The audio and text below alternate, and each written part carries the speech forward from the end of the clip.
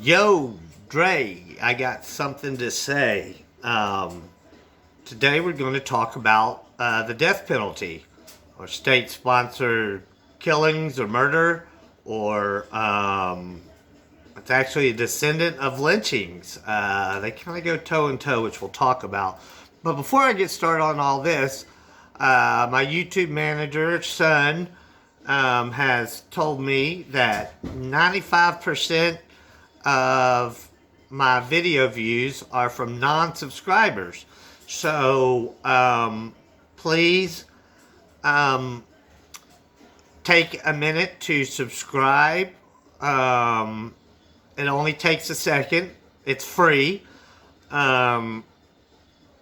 If you're entertained or wait a minute, I don't think you'd be entertained or liking talking about the police or the death penalty or anything else. But if you find yourself wanting to learn more or wanting to help me learn more because of my ignorance, check out what's going on and maybe we can all help to make the world a better place.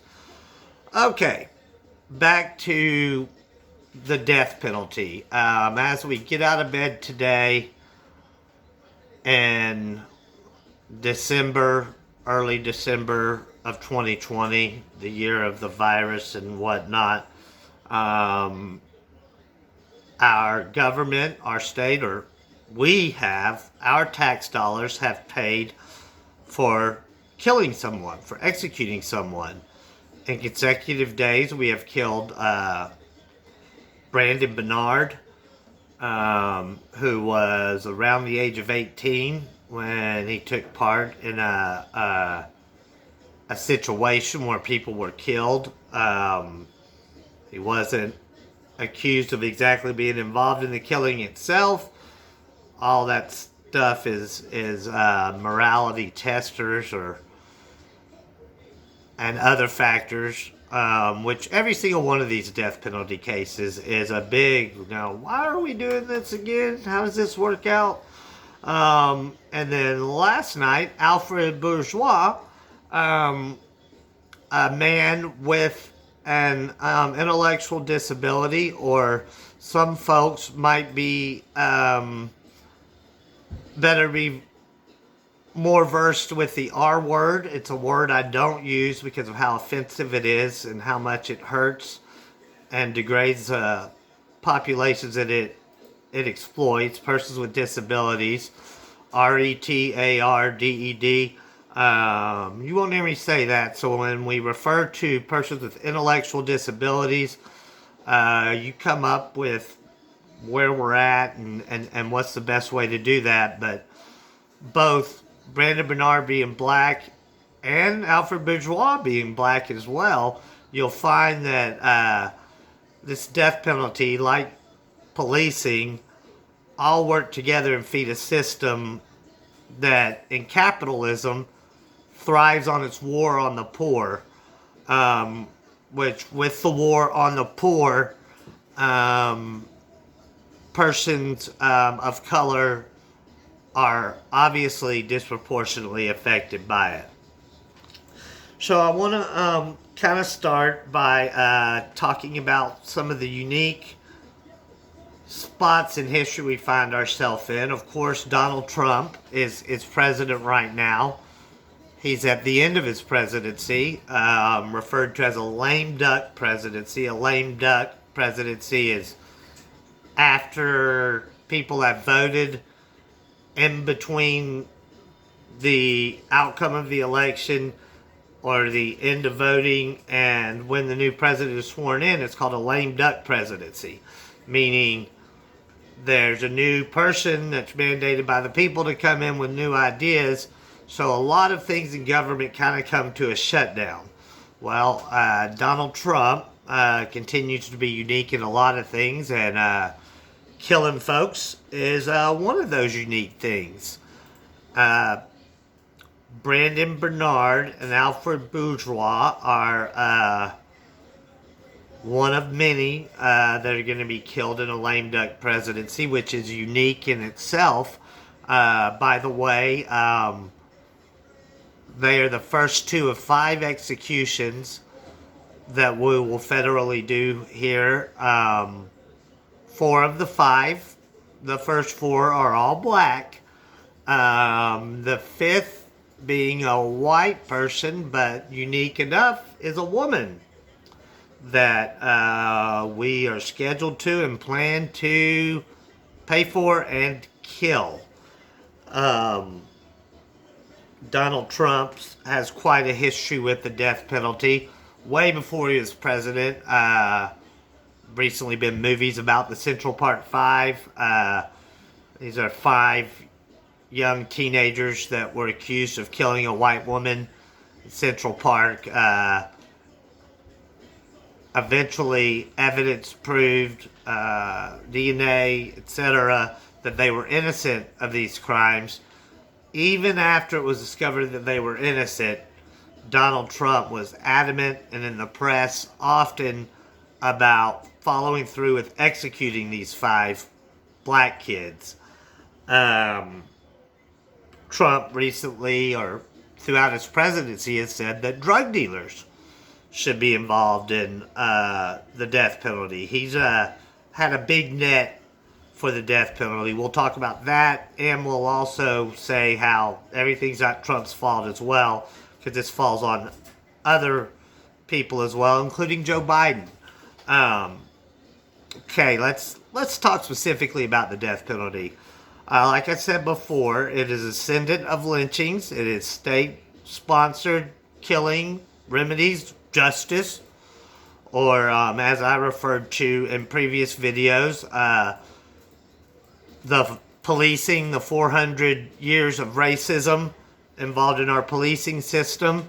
You can see before, and on that video we talk about how policing itself feeds a criminal justice system, or injustice system, as I like to say, that not only survives but thrives in a capitalism system that feeds on the poor.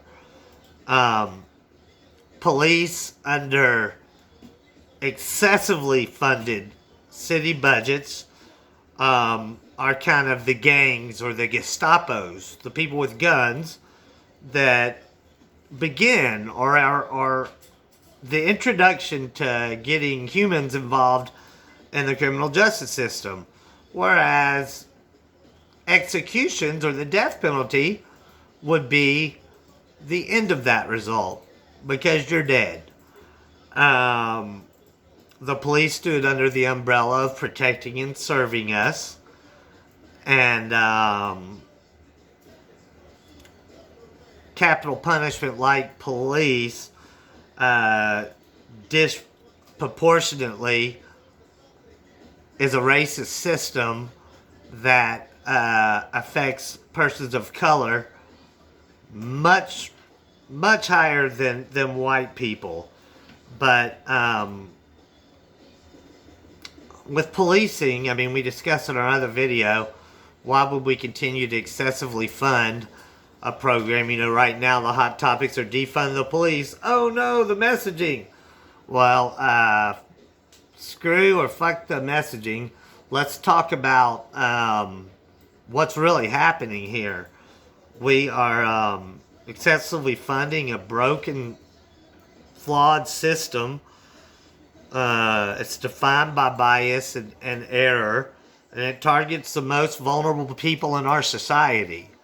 And that's why the war on drugs and all these things are targeted at the war, and why racial profiling and everything, it all comes together.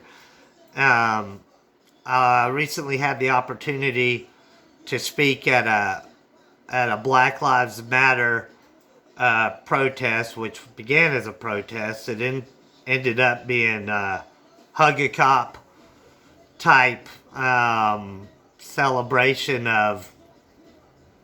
Anyway, that's a whole nother story.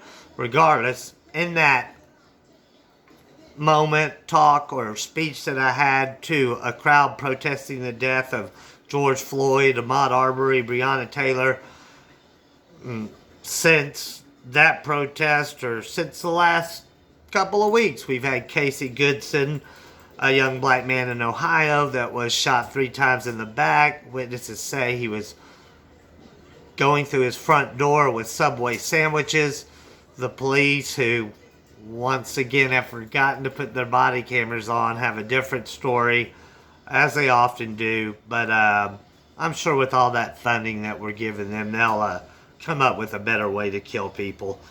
The death penalty, unlike the police, flat out is what advertising says it's done. Your taxpayer dollars are paying to kill people. Before we go on too much there, I'm gonna get us to, I guess, how we would say these are the along with it being a part of the big system, how it's not it. Policing is not it. In that speech, I talked about dismantling systems of white supremacy. So we talked about healthcare and the disparaging numbers. This virus has shown us disproportionately Latino, Native American, black people are killed at a much higher rate than white people are. Our whitewashed educational system needs to be dismantled. But I mentioned in that speech that we need to tear that shit down. And that was in reference to our criminal justice system. Every part of it is awful, immoral, and while you're debating whether defund the police is the right way to frame it or not, it's a nasty situation. Let's talk about the recent things that's going on with Donald Trump here. He is responsible now for 1/4 of all federal death row inmate killings in the last 130 years. 25%, 1/4. The first person to have double-digit executions in 1 year since Grover Cleveland. Presidency was around the 1890s, which, incidentally enough, remember we talked about the lame duck stuff. There have been no lame duck executions since Grover Cleveland. Barack Obama, the previous president, which, like, after you have stays of execution, they've gone to the courts, and they're going to go through with the execution. The only person that could stop it would be a pardon by the president in a federal execution. And Donald Trump would be your last line of defense. Of course, Donald Trump did not pardon these folks, even with Kim Kardashian herself being against it. But before we start with everything's Trump's fault and it's his fault, let me remind you that Barack Obama could have also pardoned this crime. Barack Obama did put a moratorium on federal executions, but he left the door open for other presidents to reinstate it, which of course Donald Trump did. Joe Biden, who now says he's against the death penalty, it's kind of the definition of dualism or the duality of the Southern or Joe Biden thing, because Joe Biden was the author of the 1994 crime bill, which they added 57 to 60 new crimes that would qualify you for the death penalty. Of course, Bill Clinton was president then, and speaking of intellectual disabilities, Bill Clinton famously during the campaign flew back to Arkansas to make sure that Ricky Ray Rector was the man that was executed then. He was involved in a shootout with police that he then turned the gun on himself and shot himself and lost most of his brain. So the whole thing of teaching somebody right and wrong, his lawyers argued that it's kind of hard to learn what's right or wrong when you can't process it. Many of the awful things about the death penalty. Okay, so back to Donald Trump. I said that after your court remedies are exhausted, the presidents are your last line of defense. This will be the 10th federal execution just since July. And many more are planned before the inauguration of Joe Biden on January 20th. I think 60 plus days are before that. You know what you won't find on death row? You won't find wealthy people, rich people. Here's your class warfare part of our criminal injustice system. 99% of those on death row are poor. You can kind of say that death row is reserved for the poor. That would want to bring me to just let's give some statistics before we close here. And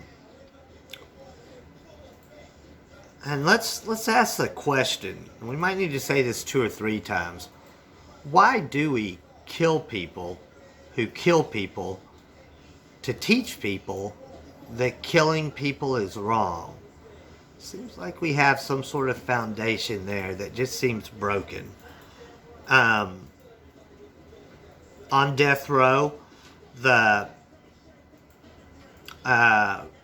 defendants are over 2/3 people that have been killed are black.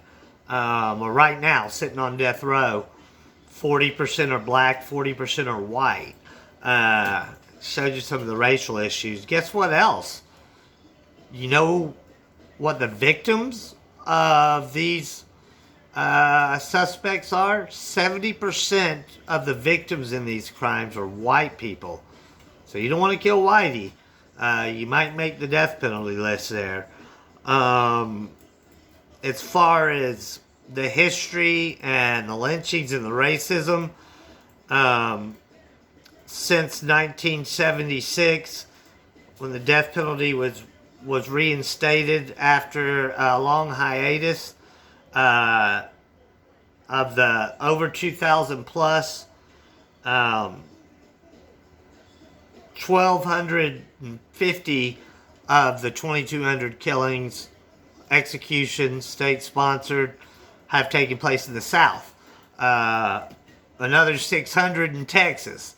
Texas gets the South sometimes doesn't. And the others, just 190 in the Midwest, 87 in the West, are in your neoliberal Northeast. You only have 4 there. Regardless, the death penalty is a symptom of a culture of violence.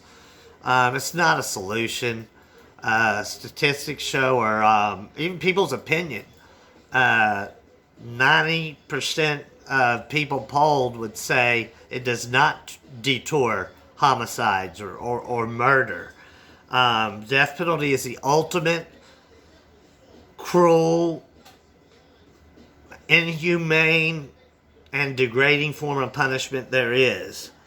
It's a flawed, very expensive way. It targets the most vulnerable people in our society, but expensive is something to be reiterated. I mean, it costs $2.6 million to kill a man in Texas, which is 3 times the amount of money it would cost to incarcerate them in a single cell for 40 years. I can't believe I've gone on for almost 20 minutes. Gosh, we got so much more to say. So I'll just end this with why do we kill people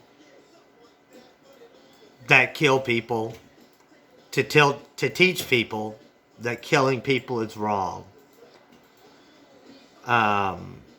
Please like or comment or subscribe again. We'll see you next time to talk about different aspects of our systematic racism in our country. Yo, Dre, I got something to say.